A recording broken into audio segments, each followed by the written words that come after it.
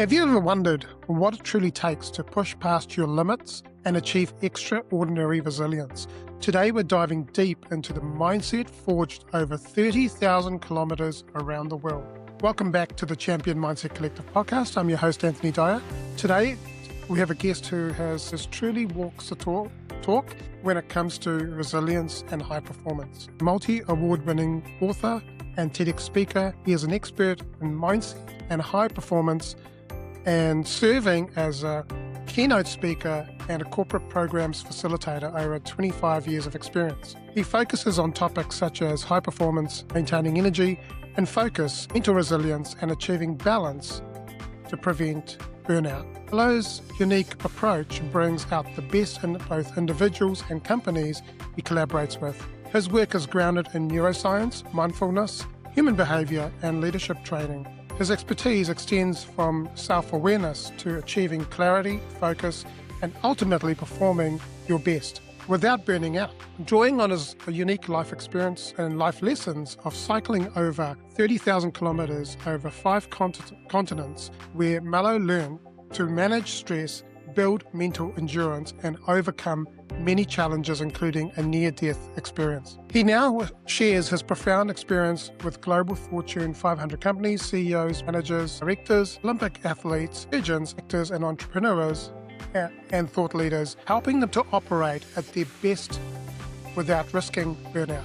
Welcome, Melo, to the Champion Mindset Collective podcast. Thank you. That was a long welcome. Thank you so much. It's truly inspiring what you've achieved and what you're doing today. And we're going to go into that 30,000 kilometers. But before we do that, I'd love for you to share your journey in life from childhood to now. Childhood to now. Wow, this could be another hour discussion here.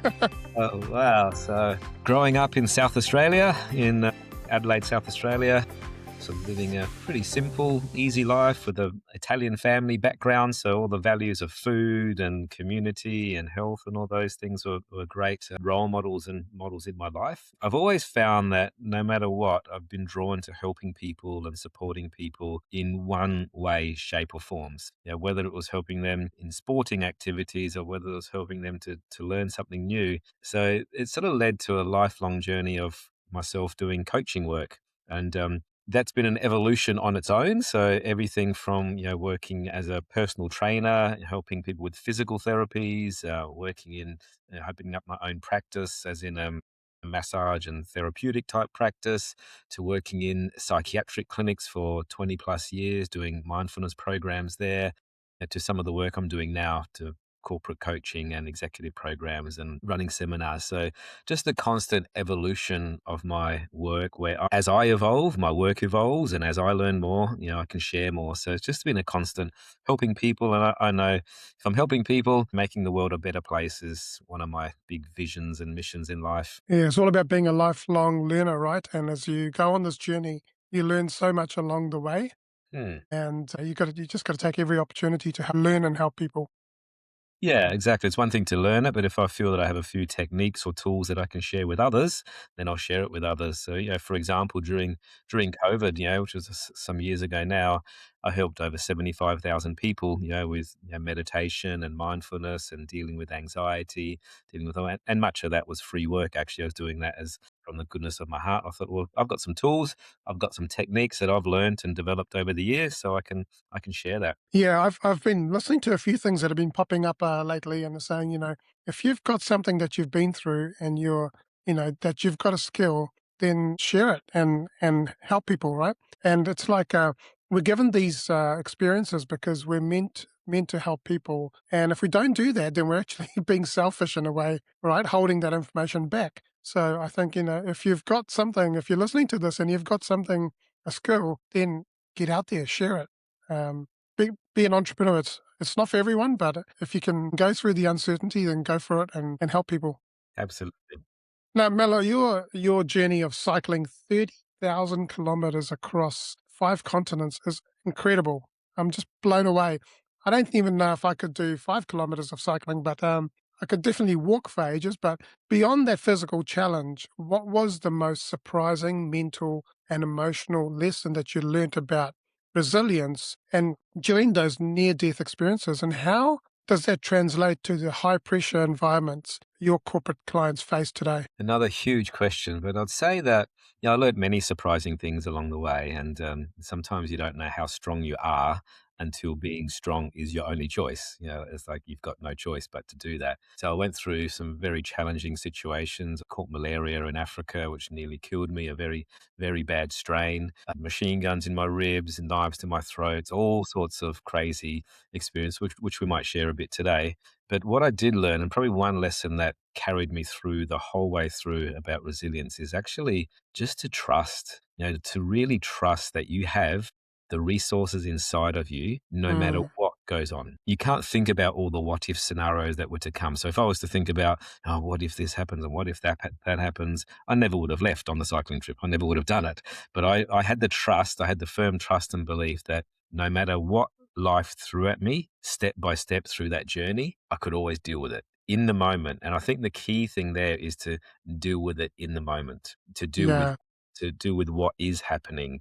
And you always have the ability, even if you think it's impossible. You might have a machine gun to your ribs, like I did in Rwanda, and I dealt with it in the moment. So that's the big thing, just to trust that you always have the resources inside of you. You might not know you have them, but they're in there. And when you need Mm. them, you can pull them out. Yeah, when you're in that moment and if you're not regulated, then your brain's gonna take over and it's gonna try and protect you, and then you're gonna be paralyzed, right? Because you're either gonna be fight, flight, or freeze scenario.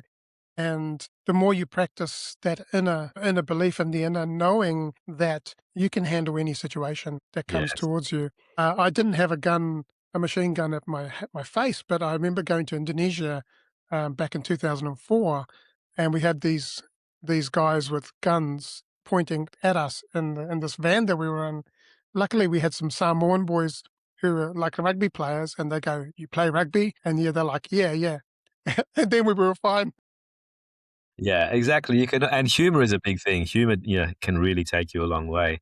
And I learned that the hard way in a way with the trust thing, because even before I embarked on the journey, so before I actually started my bike trip around, I took myself on many training runs to, test out my equipment and to learn different terrains and to put myself in different situations, and whether it was cold or storms or deserts, and just to, train myself to be in those different environments. And one particular story that I'll just quickly share with you is when I was actually out on this big adventure. There was a storm forecast for the weekend, so I thought I'm going to go test out my equipment in this storm, see what it's like. I just brought a brand new lightweight tent and all my equipment in my panniers. Anyway, I'll cut the long story short, but the storm turned out to be one of the worst cyclones that ever hit this remote area in South Australia.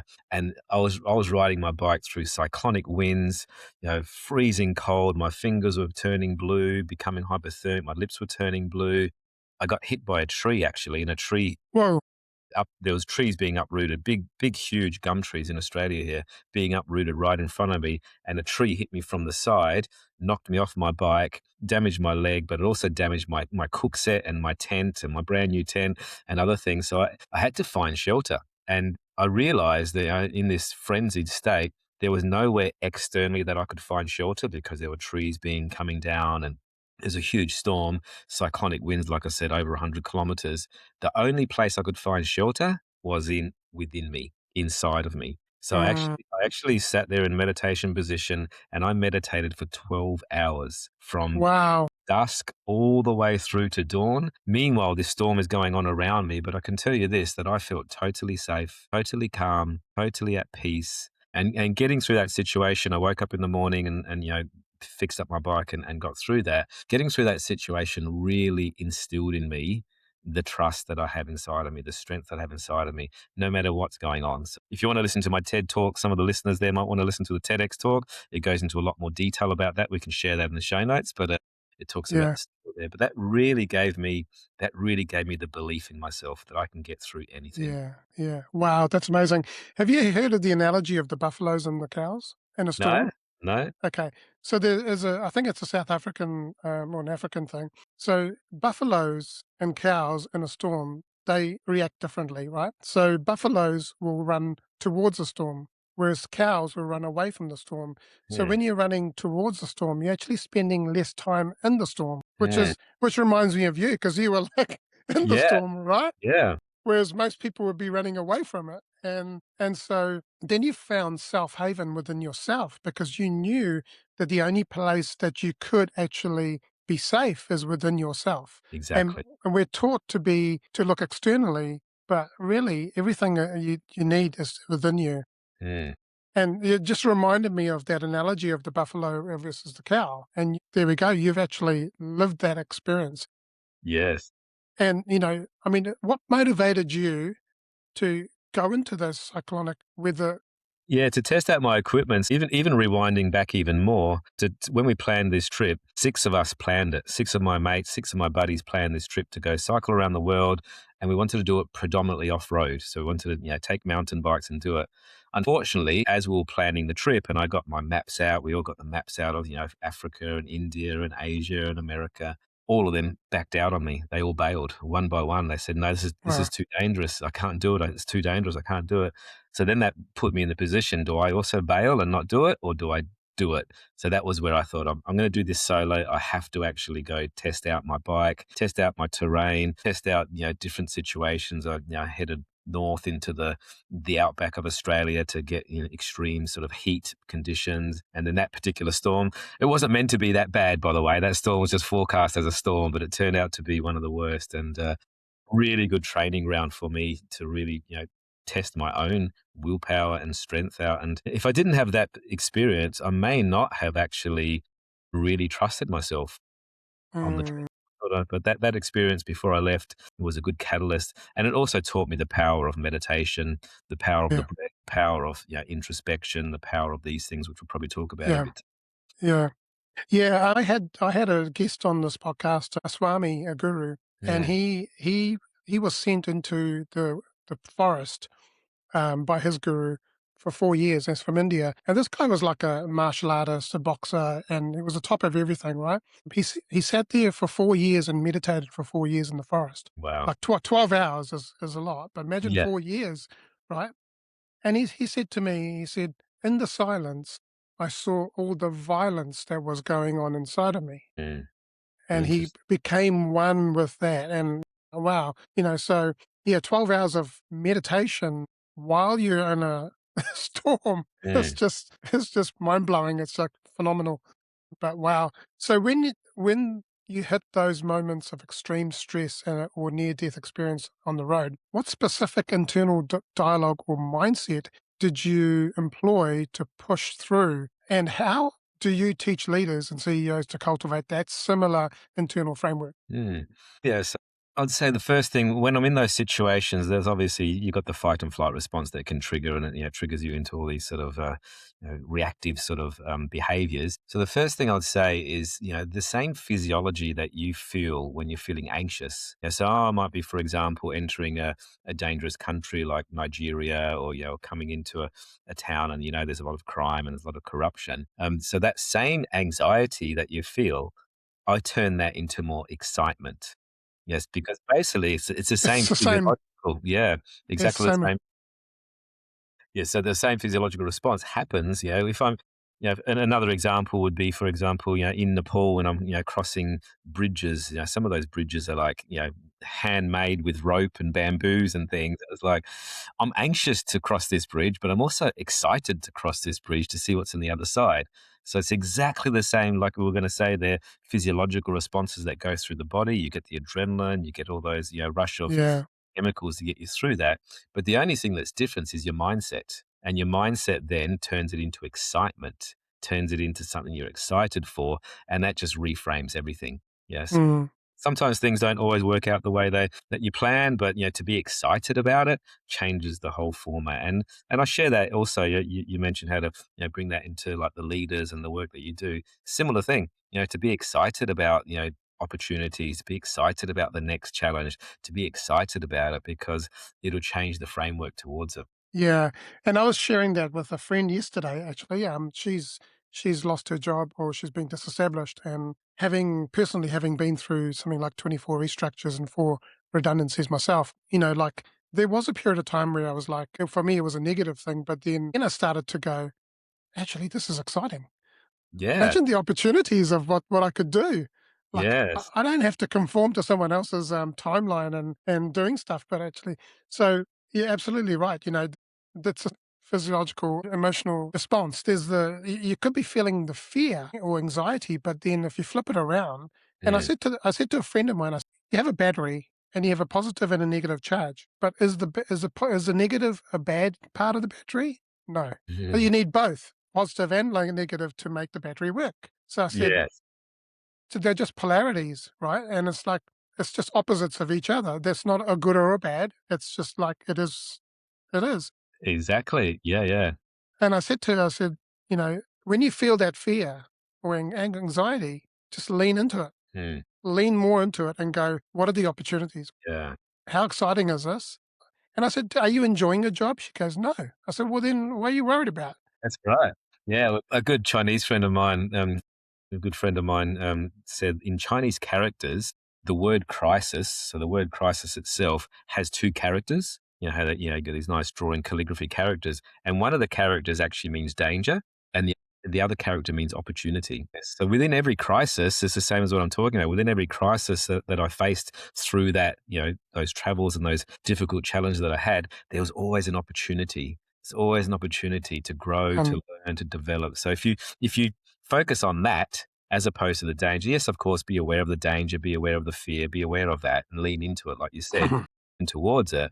But then look at the opportunity. opportunity to do this.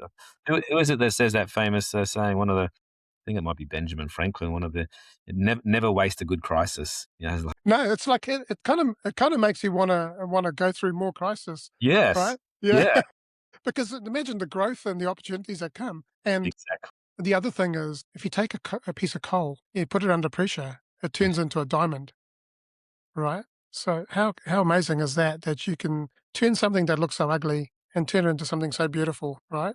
It It's needs it dark needs and the pressure though. but it needs the Yeah, pressure, it needs the pressure. and so there is good stress, there's bad stress, there's good pressure, there's bad pressure. So now you've worked with many companies like Deloitte and Westpac.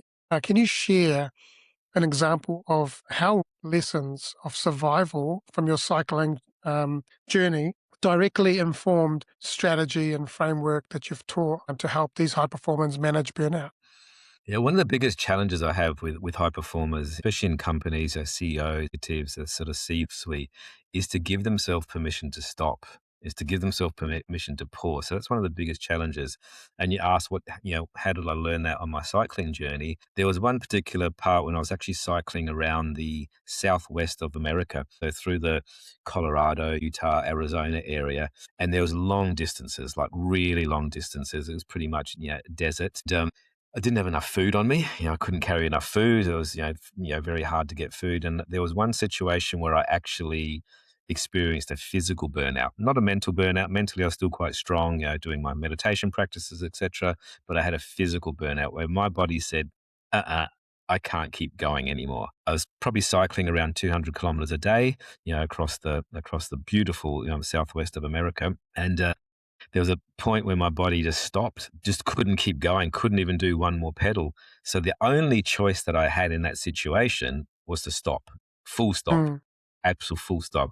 So I actually, pitched up my tent. I stopped, I pitched my tent. I pretty much slept for like 48 hours, found whatever I could at the bottom of my pannier to fuel me. I didn't have much food. I found some old muesli bars and some old seeds and nuts and grains that I didn't feel like eating, but they were fuel, and just slept and stopped. And in life, unfortunately, sometimes that does that to us. In the corporate world, when we're busy, like it just tells us to stop, whether it's a nervous breakdown or a physical breakdown or burnout or whatever it is. But the lesson that I learned there was to give yourself permission to stop and realize the importance of fuel, like as in, rest and recovery. Ironically, funny story here, ironically, where I actually stopped and where I couldn't go anymore, I was in my tent and I noticed all these trucks and cars pulling up and taking photos of this particular spot. And ironically, it's exactly the spot 500 meters short of where Forrest Gump stopped running. In Monument Valley in the movie. It's like, wow, that's like just bizarre. So he stopped running at the same time, the same spot. Did you stop and have a box of chocolates? I wish I had chocolates. All I had was nuts and seeds and grains and things that I didn't want to eat. But it just, it really was a lesson for me to constantly pause and renew your energy and to stop and making sure that we're not just charging along. Like there's no one that can just ride continuously. You couldn't run a marathon continuously. You have to refuel. Marathon runners know very well the power of active recovery, the Yeah. strength of stopping and even petering off before you do the big event. But corporate athletes don't know that. So I share that. Give yourself permission to stop, give yourself permission to pause, give yourself permission to have breaks in your day. And Yeah. once they learn that, it really changes their energy. Yeah. Do you feel that it's because we've been conditioned or programmed or taught that you've got to hustle and you've got to grind and so on? Yes. Yeah, well, Yeah. they believe that the hardest thing to get them to do is that they believe that not doing is not performing. So if they're Mm, not busy, they believe busy is a badge. Yeah, and unfortunately, I see it all the time. I see high incidence of burnout. I work with many surgeons. I work with many doctors. I work with teachers. I work with many care workers. Huge incidences of burnout, but they wear busyness as a badge. yeah. I'm busier than you. I worked 12 hours last night. I worked, I haven't stopped all week. I haven't had a holiday for 6 months until they get forced to stop, like I did on my Yeah. bikes. Yeah, Yeah. unfortunately, it's a bit of a hustle culture thing, unfortunately. Yeah. I must say that in the last couple of years, after my last redundancy that I had, which was in 2024, I have decided that I'm going to build my business around my lifestyle. Like, um, I was talking to a gentleman on my podcast a while ago, and he's a high performance coach, and he does he talks about like how each person's body's different and so on, and you got the larks and you got the owls and this and that. So like for me, for a long time when I was in the corporate world, I'd get up at like 4:45 in the morning, and I'd get to the office before 6 o'clock because, and Yeah. then I'd be there till like I'd be the first one to arrive and the last one to leave. But I was getting exhausted, and then at the end of it, I got made redundant, and then so I decided that you know what, I'm going to start my day off slowly. So Mm. when I wake up in the morning, I don't look at my phone. I lie in bed and I basically give gratitude for everything that I've got in my life today. And as you mentioned earlier, in the present moment, right? And Eckhart Tolle says we only ever have the present moment. Yesterday was a present moment. And today is a present moment. Tomorrow will be a present moment. So if we focus on what's happening now, not what's happening 2 hours later, but we just focus on this present moment, there is no worry, there is no stress, there is no pressure, and so on. So I tend to then get up, I'll go for a long walk, and I probably don't start my day until like 10:30, right? And then I ease into the day, and then I'll work till later in the night. And I'm actually finding, because I'm a bit of a night owl anyway, so it's like, well, rather than burning the candles at both ends, let's ease into the day. Yeah.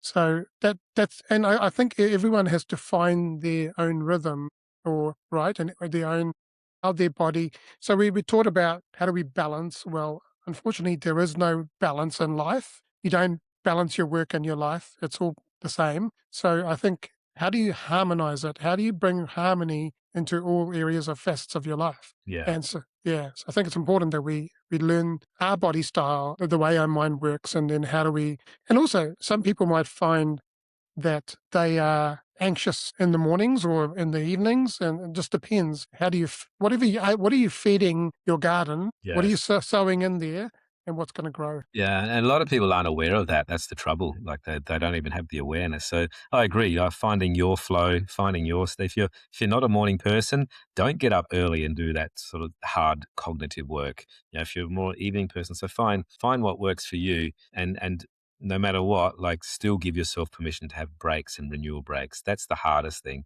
Most people just say, I'll just finish this last task. I'll just do this last thing and then I'll have a break. But usually that last thing takes a lot longer than it should. You're making more errors, you're losing cognition. So, find your sweet spot, find your flow, find the way that works best for you. But either way, learn how to switch off too. Most people are Yeah, really good at switching on.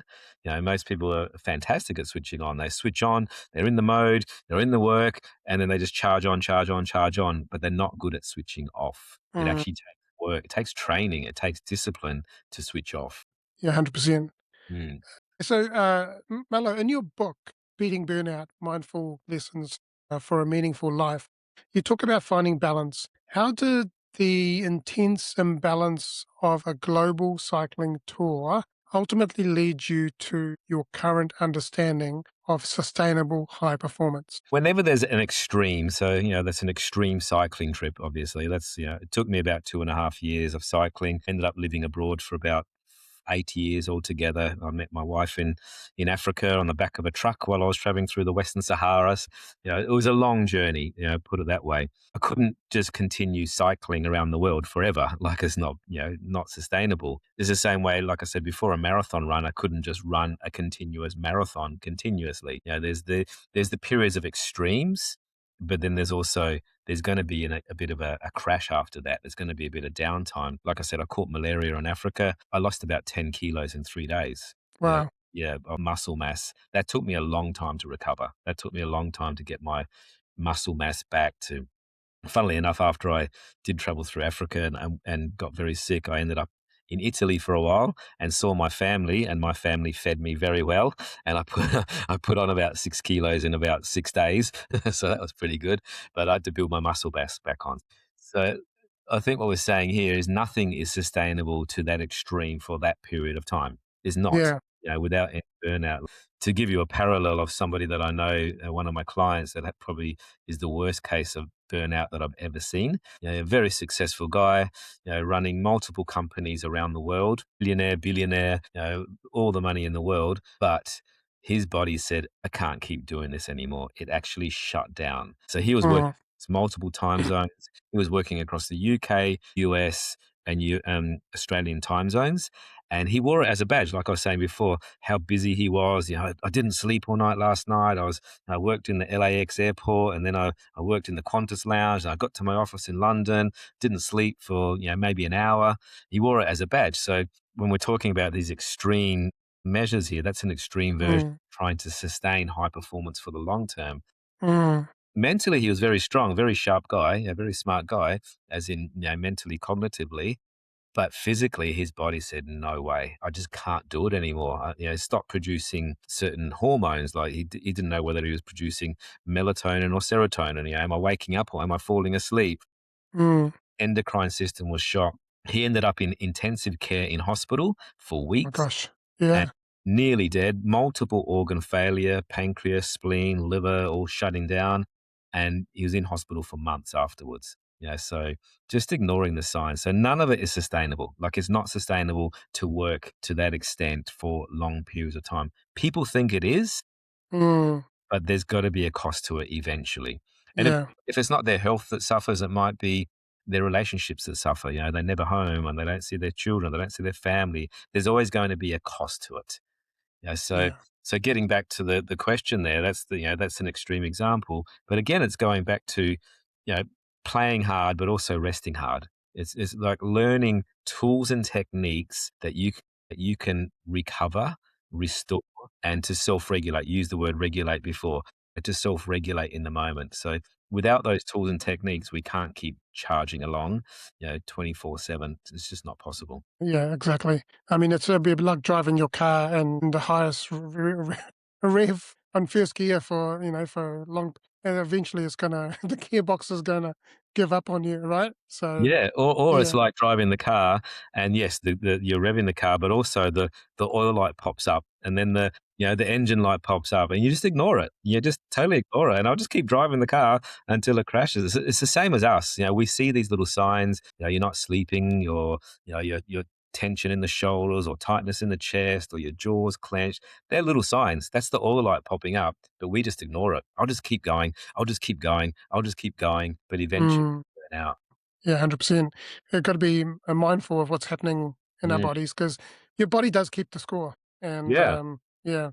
Now, Mello, your work with Fortune 500 companies and the elite athletes focuses on achieving high performance without burnout. How did the never-ending to-do list, constant deadlines, intense workloads, and what practical, accessible, mindful lessons did you develop then that you now teach and your clients, C-suites, executives, entrepreneurs, to Mm. navigate their own pressures? Yeah, sure. So mindfulness is a good word that comes up now, obviously. So it's about being mindful. So the three things I probably share the most with companies, and the things that I've developed myself over many years through my own mindfulness practice, is number one, self-awareness. Like it all starts from self-awareness. Like you can't change what you don't notice, right? So you have to actually notice it.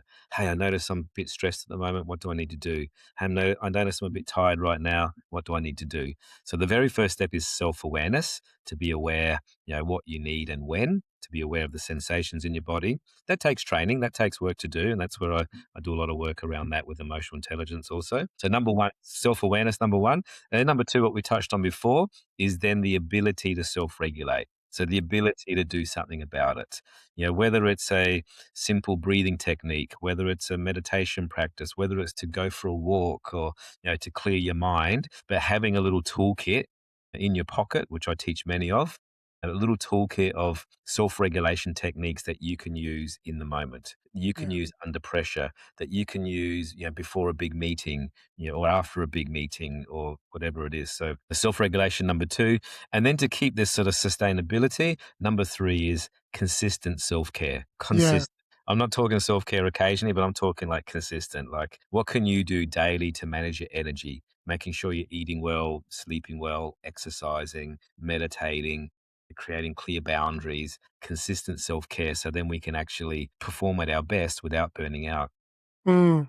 Fortunately, most people, when they get stressed and when they get busy, so when things get busy and it's a manic time, it's a crazy time, whether it's end of financial year or whatever it is, most of us let go of the things we need the most. I won't go to the gym tonight. I'm too tired. I can't be bothered walking. I've got no energy. Or I'll just grab takeaway food because I can't even think about what to cook. But it should be the reverse. When you get busy, when you get stressed, keep up your self-care practices, non-negotiable. So that's the Yeah. three main things that I share: self-care, self-regulation, and Yeah, and you got to build that into your routine, right? And it's like without fail, you've got to do yes, that. And it's almost like you've got to your look because without your body, without your health, you're no good to anyone or yourself. So it's like looking after yourself is paramount compared to anything else. Everything else is secondary to yes. yourself, right? Forget about the business, the health of the business or the health of your business, especially as an entrepreneur, Yeah. is going to be the health of you. Yeah, 100%. Yeah. Now, many of your clients are some of the top people in their game. How do you help someone who's already highly successful but feeling overwhelmed and identify the subtle signs of impeding burnout before it becomes a crisis, based on your own experiences of pushing the limits? Yeah. Like I said, you can't change what you don't notice. So it's about that self-awareness piece. So notice your patterns of behavior when you get busy, when you get stressed. Notice the first signs. For some people, for example, they might feel the first signs of stress in the head, like a headache or a migraine, or they might feel a tight jaw, or they might feel, maybe in the stomach, they're not hungry, they don't have an appetite, or they might feel it in the chest. So get to know those signs, because chances are by the time you're feeling those signs, it's already starting to push over the edge a little bit. Mm, Yeah, so it's already yeah, like manifesting in the body. So develop a relationship with your body, and know what it feels like. So to discover those subtle sensations, and then, like I said, some simple self-regulation tool. So, for example, if it's anxiety and it's in the chest and you're feeling it, perhaps some simple breathing technique will help you. To breathe deeper in the belly. I teach all the time breathing techniques, different techniques for different people.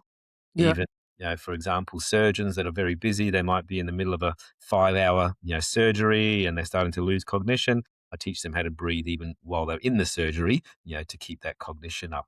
So there's some simple self-regulation techniques. But what I do know, by doing this for many years and working across, CEOs, executives, doctors, surgeons, athletes, whole range of different people, it's not a one size fits all. It's just not. Like, some people like moving, some people like to move the body. Some yeah, people like physical activity. You yeah, know, the worst thing they want to do is sit down and close their eyes and meditate, because it just doesn't work for them. So you want to find what works for you. So when I'm working with somebody, we'll find two or three like golden tools that they can use anytime and yeah, anywhere, and they can switch it on. So, like I said, simple breathing techniques, box breathing, diaphragmatic breathing, counting breathing, a whole range of things. And once you have them in your pocket, you can use them. But I also encourage to do that also before you feel stressed. So yeah. as a preventative. So I meditate every single day, and I've meditated for 30 years, and I have not Mm, not missed one single day for 30 years, not one day. Wow. That's amazing. Yeah, and the reason I do that is because I know, some days I wake up, I think, you know what, I feel pretty good today. I don't need to meditate today. But I know I'm doing it today because maybe tomorrow is going to be tough, or maybe this Yeah. afternoon is going to be tough. So it puts Yeah. those reserves in the bank. So in fact, you don't reach that level of distress anymore because you're actually preventing the stress. So most people's level of stress is already so high that just it takes a little bit to tip it over. But Yeah. if you're doing these practices daily, even when you're feeling good, chances are you won't reach that level of stress. No, because you basically have created your default of where your Exactly. body feels. Is it homeostasis? Is Yeah, that your what it's called? baseline. Yeah, your Yeah, your baseline baseline. Yeah. homeostasis. Yeah, your baseline Y- homeostasis. So it's finding that perfect balance between sympathetic nervous system and parasympathetic nervous Yeah. system. So where the sympathetic is being switched on, you're thinking, you're planning, you're problem solving. So your nervous system is working quite hard, but it cannot work continuously. So the parasympathetic is then the opposite of fight and flight. They sometimes call it the rest and digest phase or the recovery Yeah. phase, the relaxation response. And in an ideal world, getting back to your question there, we should find periods of on and periods of off, Off. periods of sympathetic, periods of parasympathetic, and just keep balancing our day like that. Yeah. And as you mentioned before, if you do something where like you go to a gym or something like that, tire your body out, it's actually going to relax your mind as well. Mm, And you're probably going to find that you sleep, you're going to sleep a lot better, and you're not going to feel so anxious. totally. And so, and it's not for everyone because, like you said, some people it's different, and some people may prefer to meditate and just calm. Yeah, exactly. But what happens, like, even if you are someone I don't typically use the word meditation when I'm working with CEOs and executives because they think it's some woo-woo sort of dreadlock, robes, monks. So I'll use the word focus, or I'll use the word Focus. attention training, all those words, which gives you exactly that. So getting back to your point there on the creative brain, when you drop out of beta, so when you're working, planning, problem solving work, you're typically in what's called a beta state. The Yeah, beta yeah, state is it's sitting at like 14 to 40 hertz. So if it feels a drummer to be like boom, boom, boom, boom, boom, boom, boom, boom, boom, like working quite hard. We cannot sustain that. That's like running a marathon continuously, right? You cannot do that. So when you stop and pause, whether you do a meditation practice, whether you do a breathing practice, whether you just go for a gentle walk, with no stimulation, or sit on a bench outside, your brain will drop out of that beta state into what's called an alpha state. hmm And then when you drop into alpha, 7 to 14 hertz, and deeper into theta, which is a deeper meditation, we're talking like 4 to 7 hertz. So then the brain slows down. When the brain slows down, that's when creativity comes. yeah, That's when new ideas come out.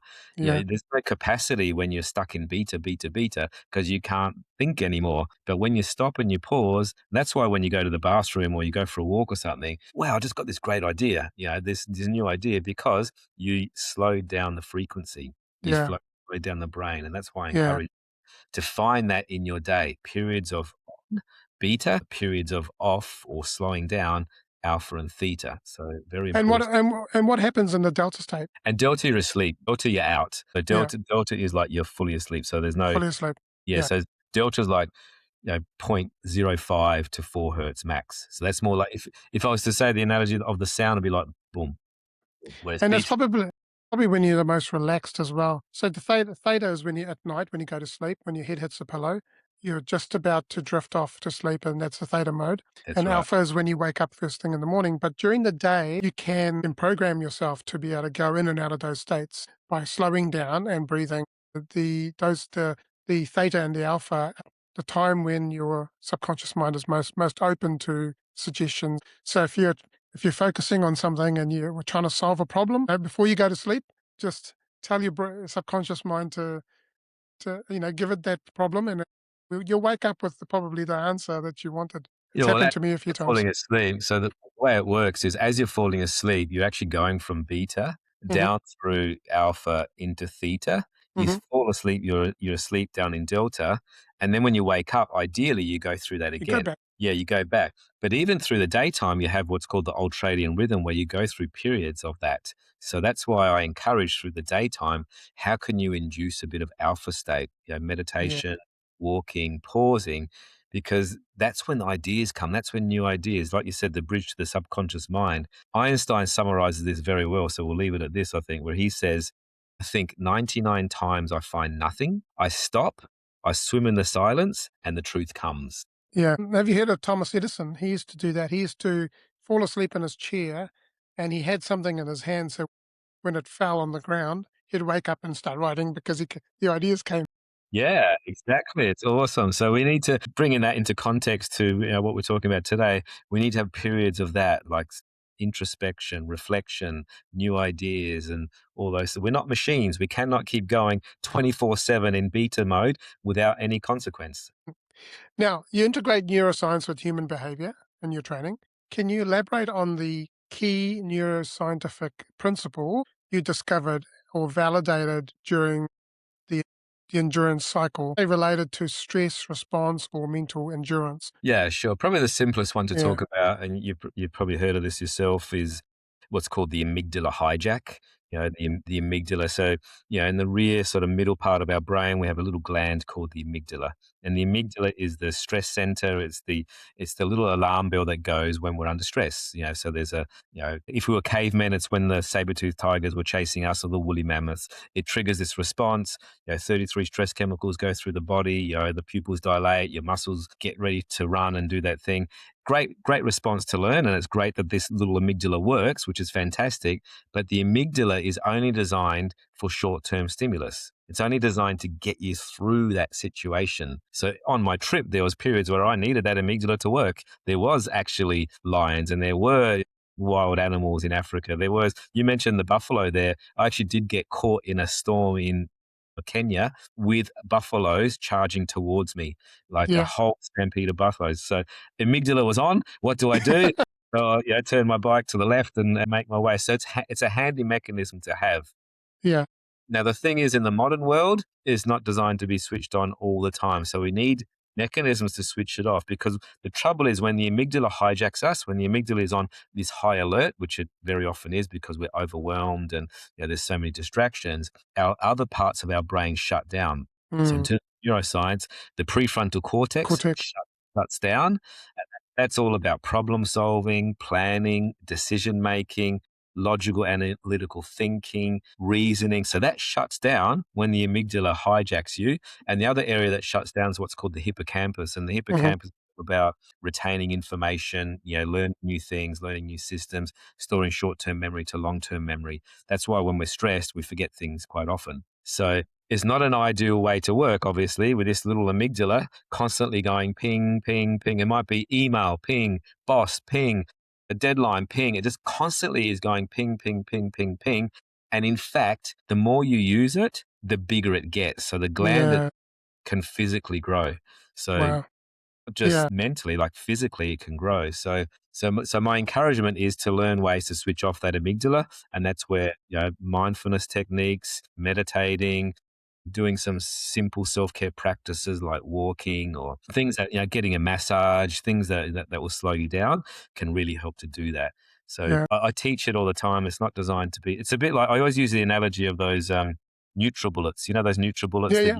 you put your smoothie, you put all your little berries and frozen stuff in. They're not meant to go hard out for Yeah, they're ages. not meant to go. Like, it's not meant to go. You can't leave it on for 10 minutes or 20 minutes. It burns out. Same as us. The amygdala is only designed for a few seconds, to get you through that stimulus. Yeah. It's not Especially switched on. Especially my Nutri Ninja is a 1,000 watt thing. Yeah. Imagine that going for and that's why it's got the timer, so it counts down, right? And the other thing I was going to say was that when you're in that state, your brain starts to delete, generalize, and distort things. And and I said this to a partner. I said, "Have you ever been in an argument and then afterwards you couldn't remember half the stuff that you argued about because you're in that state?" Yeah, you're And in it's that just heightened state. exactly.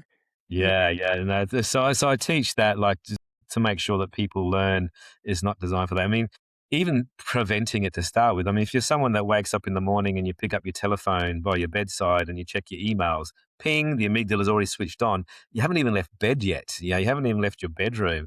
If you're someone, that checks emails, gets very reactive and You got notifications popping up around you constantly, just notifying you all the time of ping, ping, ping, stress. So we need mechanisms to create boundaries around that. We need Yeah. mechanisms to switch off. Yeah, I put my phone onto airplane mode until I get out of bed, and then all through the day, my phone's actually on a focus mode. So unless it's really important or hell's breaking loose, then I'll get the call or a text. But otherwise, it can wait. Yeah, Right? great. Yeah, exactly. So we have to create those boundaries. We have to, like you mentioned, the ninja that you have, the smoothie ninja. It has its own alarm to switch off. We don't have our own little inbuilt mechanisms. We have to create them. We have to actually do that. We have to create our. Some of us have to put an alarm to go to bed. To actually go to tell yourself to go to bed Yeah. because you're staying up and you're binging on Netflix. So all those things. So getting back to the neuroscience, that's the most simplest way to understand what's happening in the brain.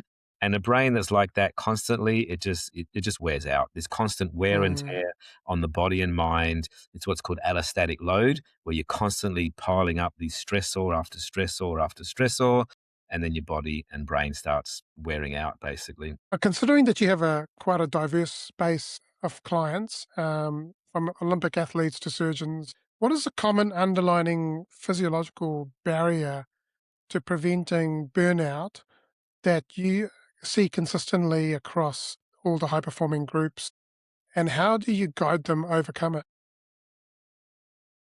Yeah, consistent across all high performers. So, like I said, surgeons, athletes, CEOs, executives. Yeah. The most consistent thing would be, I just don't have time for that. I've got no time. Yeah, I've got no time. So this feeling of time pressure, I think, is Mm. the.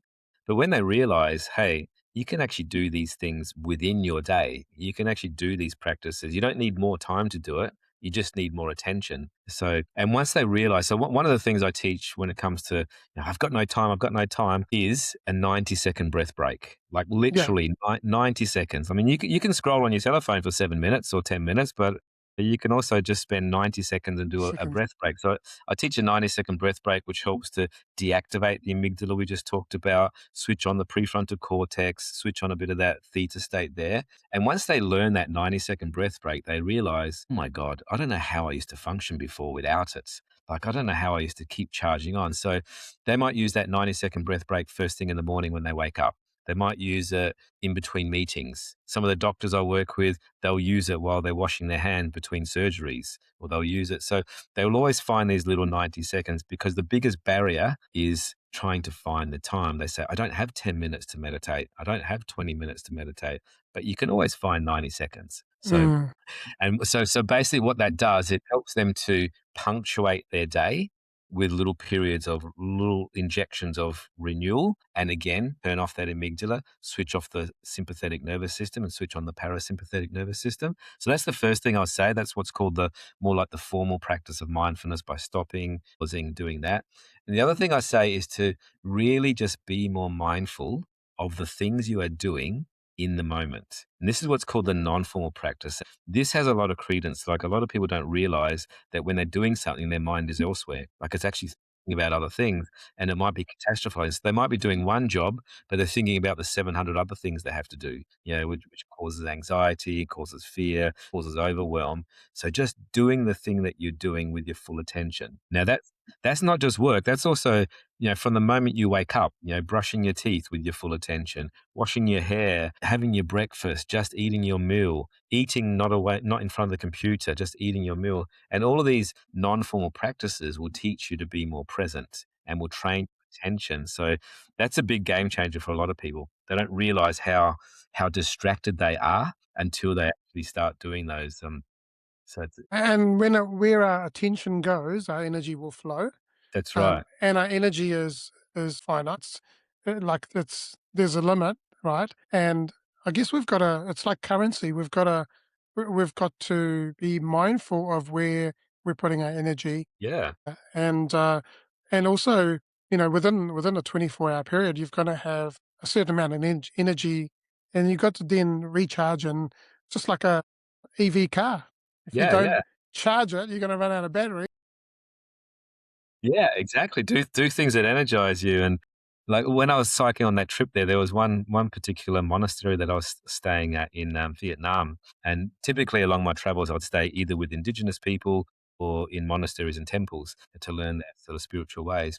And this one really hit home for me because although I've been working and practicing meditation myself for many years, this particular monastery in Hue was all about the non-formal mindfulness practice. So it was all about doing all those things that you were doing. And in this particular monastery, you were allowed to talk, but you could only talk about the thing that you were doing at the time. So if, for example, I was chopping the vegetables for the dinner in the night, I couldn't talk about the weather or work or anything. I could only talk about the vegetables. Oh, You're being present. yeah, look Yeah. at my carrot today. Man, it looks so orange. Or look at the smell of the onions or whatever it is. Or just it's the only thing you could do. So when you were eating your meal, you could only talk about, the food and the flavors and the aromas. Even when you're washing the dishes, you could only talk about, the water temperature, if you wanted to talk at all about those things. And it really made me realize how not present we are, or I was, even though I was already doing those other things, how not present we are in everything that we do.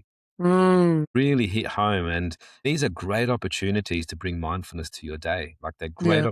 opportunities to train your attention to be present. Because if you can't be focused in the shower for 3 minutes, instead of thinking, oh my God, I've got to get to work, I've got to do these things, make you to do it. How can you be focused for longer periods of time?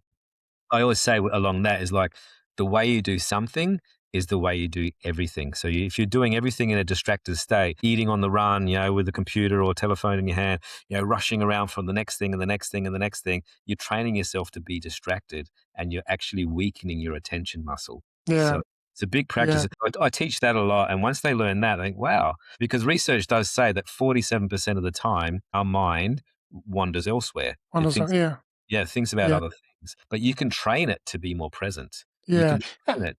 And there's so many distractions out there, right? And it's like, Yeah. you can't, like you said before, your phone, there's also emails, there's all sorts of things going on, but like being present. And it's like, you know, when I was reading The Power of Now by Eckhart Tolle, and he was talking about, you put a grape in your mouth, and we actually did this. We actually did this a few weeks ago. I was talking at this wellness revive where basically it's potato glam. So it's all about like last night I was at the event where they did the catwalk and everything. But I went in from a mindset perspective. I was speaking, and we had this lady who was doing yoga, and we used that analogy of the grape, and she gave us the grape. Yeah. We held it in our hands, and we felt it, and we had to be present. We had our eyes closed, and we weren't allowed to eat it, and then we put it in our mouth, but we weren't allowed to take a bite. And then slowly we took one bite, and just that exercise of doing that made you so much more present in that moment. Yeah. And and for me, I used to find myself being like, I would say maybe 5, 6 years ago, I was a total chronic anxious person. Now I don't have that Right.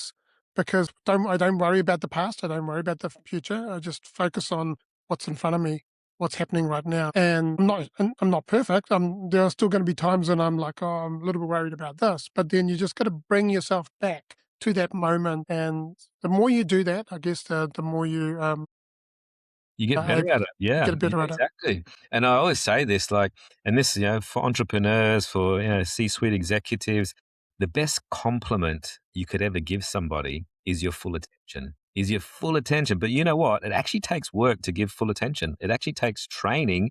We need to train our attention to give full attention. Because if you're speaking to somebody and they're not listening or they're not quite there, you just give up. You don't bother. Whether it's a sales meeting, whether it's a podcast like this, whether it's your wife or your partner or your kids, train your attention to be present. It actually takes a lot of work, but it is the best compliment you could ever give somebody. It takes Yeah. work. Yeah, 100%. Yeah. Now, reading your bio highlights the approach that the best in individuals and companies throughout, through self-awareness, clarity, focus. On your epic cycling journey, how did you cultivate self-awareness and maintain the clarity of purpose when facing the unforgiving landscapes or unexpected setbacks, like the storms and the cyclones? And what were some of the first steps? Yeah. Yeah, I think it always comes back to the why, the purpose of it all. And at the time when I did that cycling trip, I just wanted to see the world and I wanted to experience it firsthand. I didn't want to do a trip around the world and sit in a bus and take photos out of a camera, from the back of a bus. I wanted to get in there. And part of that was actually to stay a fair bit with, like I said, indigenous cultures, to learn their ways, to understand some of their spiritual beliefs. And, I was luckily enough to be included in, voodoo rituals, healing rituals, whole range of different things, which was amazing. But also at the time, I was very deep into meditation practice. I was practicing Shaolin Kung Fu and very deep into the internal arts. So I also wanted to explore my internal arts theory and concepts and stay in monasteries and temples. So that was my big why. That was my big reason why. Why to do it was for my own personal development, but also to share it with the world there. So when things got tough, when things were hard, when I got sick, obviously you can imagine you get sick so often, all sorts of bugs and diseases and you name it. I probably had it, including like worms living in my toes and all Oh my sorts of. gosh. Yeah, it was quite yucky and dysentery, and I won't bore you with all those details. But that really, I thought, well, this is tough, but I'm learning something here, and I could have given up all the time. So always coming back to the why, always coming back to the purpose, to the presence, and just to remind myself. But also at the same time to celebrate like the amazing things that I was seeing. So, very often people only ask me about the tough things that happened on that trip, or the hard things, or the challenges. But man, did I see some kindness and compassion and beautiful things, Mm, especially with the indigenous tribes where they literally had nothing, no money, enough food to eat themselves, but they would invite me into their homes and they'd give me yak butter tea or some funny stew or whatever it was. So giving from the kindness of their heart, that was also amazing. Like that kept me yeah. going. That really made me realize, wow, there's more to life. Myself as a Westerner growing up, not realizing all those things that we take for granted. So I learnt that along the way. So they were great lessons and great reminders of the kindness Yeah. of strangers and Yeah. the hospitality and all that. Yeah. And in this Western world where we are so into this consumerism and stuff like that, right? Yeah. But those people that you spend time with, they are happy. Mm. They don't have the care. Like they may not be, they may not have all the stuff that we have, but they are happy with what they've got, and they're happy as a community. As yeah, and this is it. Okay, we've got to. I realized over the weekend spending time with the people in this program that I actually felt like part of the family. They felt like my family, and I shared today with the lady that organised it and said, I actually felt more like you guys are like my family, Yeah. and I want to do more of this with you. So it was interesting, when uh, yeah, when you find your group of people that kind of like energize you, right? Yeah. You got to spend more time with them. Now, you would have faced some crazy moments on that bike, right? And you just told us about your why, and that which tested you to your absolute core. How do you help leaders reconnect with their intrinsic motivation when external pressures and the risk of burnout threatens to overshadow their original purpose of doing what they set out to do? Yeah.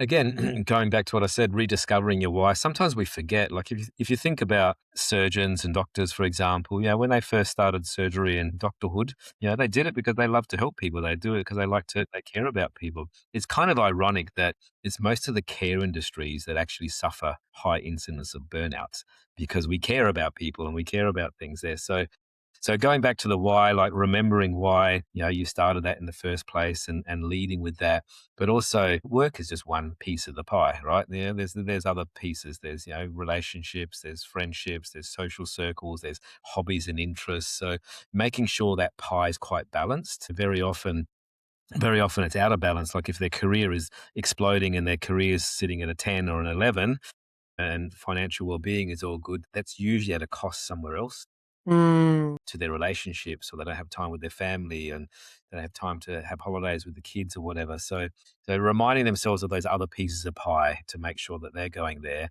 And then that usually, when you're looking at the whole piece holistically, will give them a why, a deeper why. Sometimes, very often when I'm coaching someone will say to me, I just want to be the general manager. I want to be the general manager of this company. And they finally get to their general manager role after, pushing and striving. And they get there and they realize, this still sucks, actually. I don't really enjoy it because it's not really aligned with the why.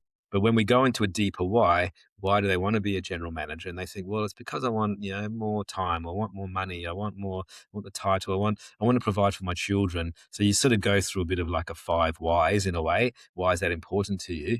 Then if you get to the crux of it, usually if it's a good enough why, it's usually aligned with your values. Mm, Yeah. So going back to your question, what sort of work do I do? I usually do some values alignment work yeah, first.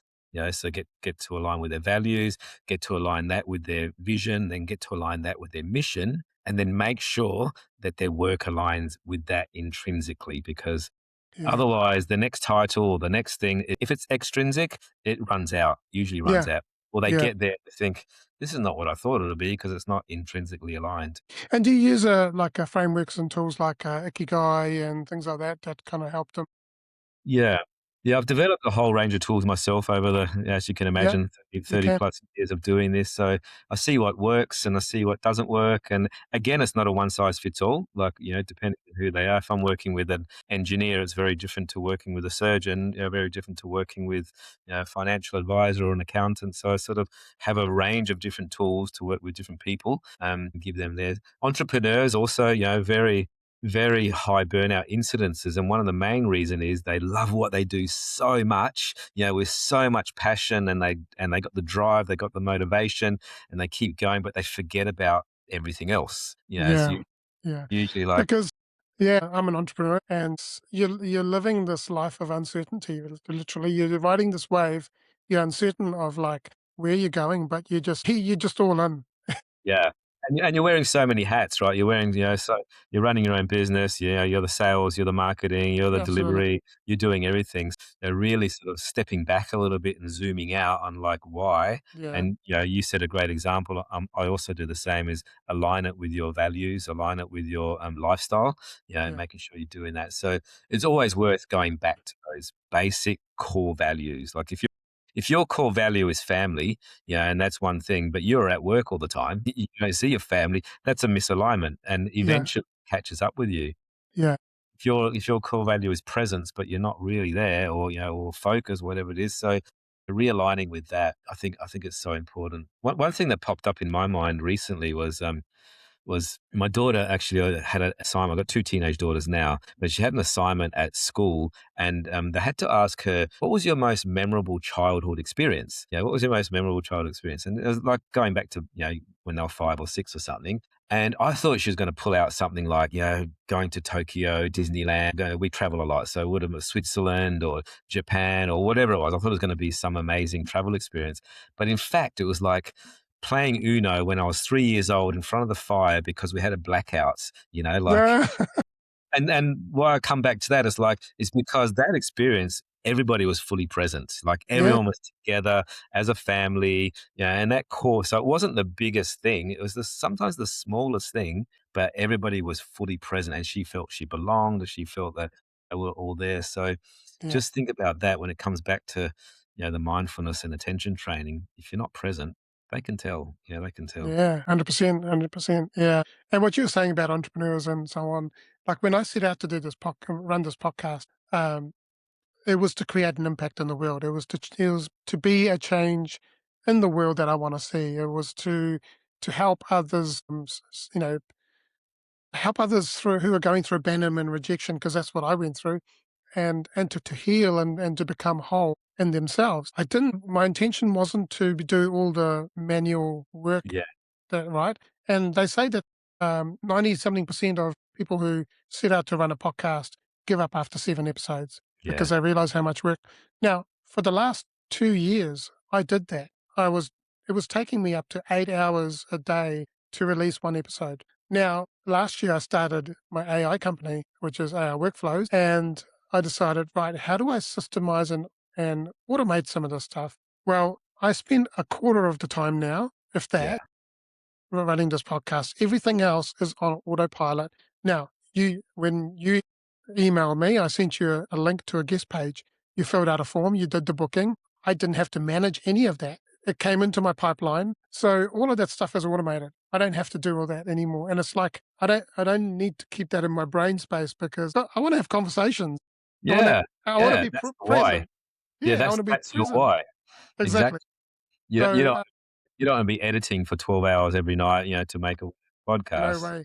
No way. And before I was using an app called Filmora to manually edit. Now we're using Riverside, and I tell you what, it's so easy. You just delete words that you don't want, and it just edits the video. Awesome. Well done. Well done. So yeah. So now your corporate programs help organizations achieve the higher performance, but beyond the individual mindset, what are the systemic or cultural shifts that you advocate within companies to foster an environment that supports mental resilience and to prevent that collective burnout? First of all, I would say to role model those Mm, behaviors. As a leader, leaders influence psychological safety by as much as 70%. So to create a culture and a workplace that feels safe to speak up, that feels they can be included, that can share ideas, leaders need to role model the behaviors first. So they need to take breaks. They don't want to be, like you mentioned before, the last one there at 10 p.m. at night and the first one there in the morning, and not taking breaks and not going for a walk at lunchtime. So, mm, yeah, first of all, role modeling good behavior and sharing that with the team and educating them about that too, getting speakers like myself coming in and sharing, the benefit of all those sort of things, giving them some tools and techniques to cope with, high pressure environments. So that's, I think, number one. And number two is, that's coming back to that self awareness piece, I think, with that emotional intelligence. So, very often leaders, if we're talking about leaders, the very first point, when it comes to emotional intelligence, is actually getting to know themselves better to really understand. An example I'll share with you just to illustrate this is, like, I had one general manager that I was working with, coaching one on one, and he'd say to me, "Oh, Melo, my team love me. We go out for Friday night drinks. We do all these great things together. We go to the footy together. We do all these great things." And then I started working with the team after about a year or so for different reasons. And I started asking the team some questions, and it was the polar opposite. It was like, "Oh my God, he's manic. He's crazy. You can't talk to him if he's had a bad day. Don't go near him. Just keep away from him. He's unapproachable." All those words. And that was consistent across his whole team. So it wasn't just one person. So it was all about his emotional intelligence was basically zero. Like, he thought that he was this. Emotional intelligence starts with you. What drives you? What are your behaviors? What are your trigger points? What are your emotional responses when things happen, when it gets tough? Working on your own self-awareness is number one when it comes to emotional intelligence. Then it's empathy and all those other things. So working on your own emotional intelligence, understand what pushes you over the edge, understand what your triggers are, and developing a relationship with that, I think, is very important. And then you yeah, can lead, with, we know a big movement at the moment around authenticity and vulnerability and all those things there.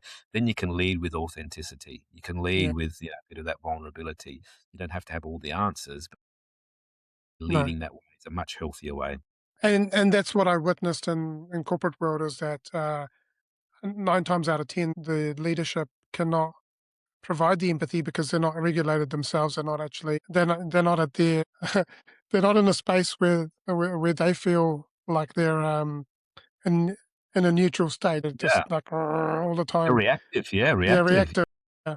Yeah, and I experienced that a number of times with leaders that I worked, and I actually found that over time, as I got on, GMs and I would butt heads Yeah. because I was leading with empathy. I was at a different level in my growth, and they were.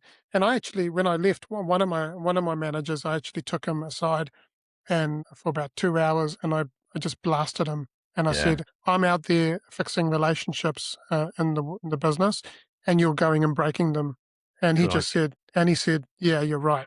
Hopefully he changed his leadership style. Well, the interesting thing was, I did have to do some changes in myself, and I remember a coach, and because I went through this journey of coaching, and I remember I was talking to a coach that morning, and she said, "What can you do differently?" And I knew that we were butting heads, so I thought, okay, I can change my approach. I can go in as a consultant and I can say, "How can I help you?" And as soon as I flipped it Yes. around and went, "How can I help you?" He was like, "What? What?" Yes. Yeah, And exactly. I actually repaired that relationship as well before I left. And I said, "By the way, if you want me to come back and do some work for you, I'll charge you contract rates." So there you go. Look, yeah, good on you. That's it, exactly. So you pointed it out to him. So it is, Yeah, role modeling that emotional building that it takes work. Like it actually takes a bit of work, and I think you have to do the work.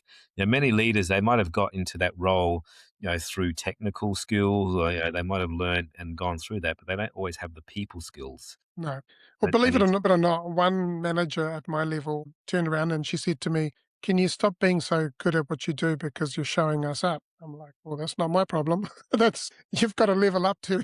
I'm setting the benchmark here. You've got to level up." that's it. Well done. Yeah.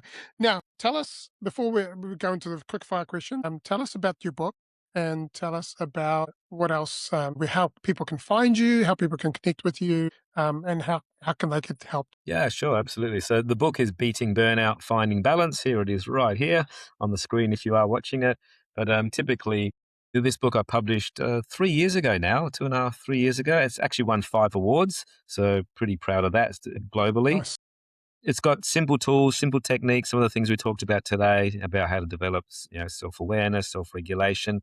Typically, each chapter starts with one of my stories, like the machine guns in my ribs or, that storm story I mentioned there. And one of the stories that I learned or one of the experiences I learned while traveling. And then the lesson I learned from that. And then I share that and impart that to my reader. But I also interviewed over 200 thought leaders, Wow. entrepreneurs, executives, got their take on that. And then usually at the end of the chapter, there's a very simple, super simple takeaway technique that you can implement and practice. So, it's Yeah. available on all Amazons and all that. I can share in the show notes if you like a free Yeah. sample chapter, and people could download a free sample chapter to actually the storm stories in that free sample chapter. So it might be worth having a look at that. Yeah. The other work that I do is typically, in workplaces, I'm going into a whole range of different industries and workplaces around burnout and stress and resilience and high performance. And I usually design things bespoke for that company. So whether it's Coca-Cola or FedEx or Newcrest Mining or L'Oreal, it's always a bit different. But typically, I create tailor-made programs for them and get great feedback. I get great responses and super passionate about sharing some of these the tools and techniques that I do. Probably the best point of call to find me is my website, which I'm sure you put in the show notes, but melocalarco.com, pretty easy. Yeah. Yeah. Awesome. What we'll do is, well, even one better is that you'll get a dedicated page on the Champion Mindset Collective website. So you have your own episode page, and on there, it will have all your bio, your links. It will have the videos. It will have the article. It also has a guide that people can download, and some of the frameworks we talked about will be in there, and then people can start actually applying that into their life Awesome. practically. Um, and there would be also your book will be promoted there as well, and the free chapter as well. And also in the process of launching the Champion Academy, and this is an extension of what you get for free, but it's a community that you can come and join and be part of. And there is a free tier where you can be part of the community. And then there's like a monthly, two other tiers that you can then pay monthly and then be able to do of the courses that are on there. So Fantastic. some of the courses I'm working on at the moment is people who are going through redundancy and transitions in their life. Having been through 24 restructures and 4 redundancy myself, I'm building a course that's going to help those people. And then on the other side, AI on how to, as small, medium businesses, how you can do that. And we're now going into the quickfire questions. You can answer these questions in a short sentence or a single word. And the first question for you is, are you ready? Yeah, why not? Sure. How do you define success, and has that definition evolved for you over time? No, it hasn't evolved over time. I think you mentioned before about childhood and growing up. I define success by helping people. I define success if I put my head under my pillow at night and I know today I helped somebody, whether it's something big like save somebody's life, and I do get that sometimes, or whether it's something as little as like change their mindset or something, I know that I've done a good job. So that's a successful day for me. Who's been your greatest inspiration and why? Oh my God, there's so many, so many. Obviously, you can think about the spiritual leaders like the Dalai Lama, Mandela. I love music, John Lennon, Bob Marley.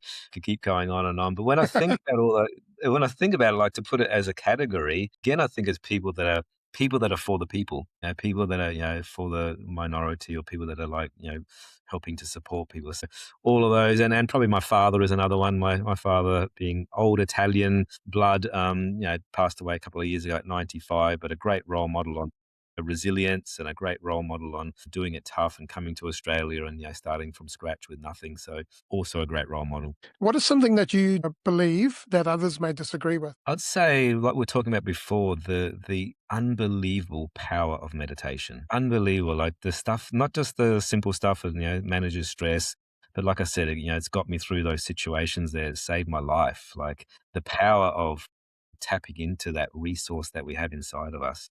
And some people say they blow it off, and that's fair enough. On meditation, I tried that or whatever it is. That's fine. They gave their version of tries, but I like to break the skepticism. Like if there's a skeptic, I like to show them like how it works. So there'll be a disagreement at first, but they might feel some benefits. But it is damn powerful, and it's something that I firmly believe in. Yeah. If you could go back and give young Melo some advice, what would it be? Young Mello, probably buy some property. I remember growing up, there was a house next door up the road from us going for like $30,000, Wow. like $32,000. I think that same place is probably worth $3 million now. It's like, so yeah, buy property young, I think it would be some good advice. Okay. Awesome. What is one message that you'd like to share with the world? One message: be kind always. Like if there's a choice to be kind or not, just be kind. So you never know what someone's going through. You never know the people in your day who you come across, what's going through them at home personally. So if in doubt, just be kind always. Be kind. And the last question for you is, what does it mean to you to be a champion and have a champion mindset? Well, going back to what we are talking about before, really defining your values, really, and sticking by your values and sticking to your guns, and actually, if you can, incorporate those values into your dreams, into your life, and stick by it. Yeah. Well, Melo, thank you. This has been an amazing, incredible conversation. Your 30,000 kilometers of cycling really put a new perspective on resilience, and it blew my mind completely, because it's like, my goodness, how can someone, I guess it wasn't all in one go. But still, it's pretty impressive. And, the resilience, high performance, and, beating burnout. The actionable strategies that you've shared for cultivating and culturing self-awareness and managing stress are invaluable for anyone looking to perform their best without sacrificing their well-being. If you've been watching this episode, make sure that you check out his book, which is Beating Burnout: Mindful Lessons for a Meaningful Life. And you can find those links on their website and in the show notes. And until next time, keep cultivating a champion mindset. Lastly, I just want to say, you are loved, you are worthy, champion your life, champion your greatness, and have an amazing day.